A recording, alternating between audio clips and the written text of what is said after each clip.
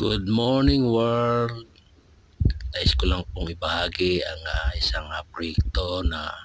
ginawa po natin sa isang bahagi ng bahay o residential house na kung saan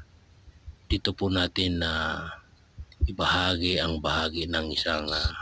master bedroom o kwarto na kung saan dito po ay kinakabitan po natin ng pinto at pati yung floor tiles at maging sa pag-prepare ng painting ng wall at saka sa ceiling or kisame na kung saan ito po dinaan po natin sa proseso ng maayos at in-applyan po natin ito ng scheme coat application, and then kasunod na po rito yung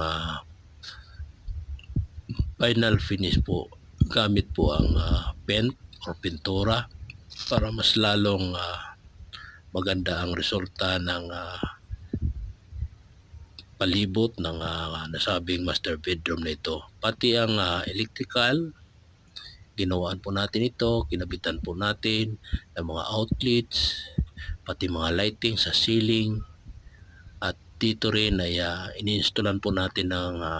window type air condition at talaga namang masasabing napaka ganda po ang resulta ng ating paggawa sa nasabing residential house na pinagkatiwala sa atin ang isang proyektong ito, at nawa ito'y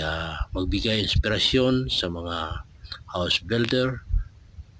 na mas lalong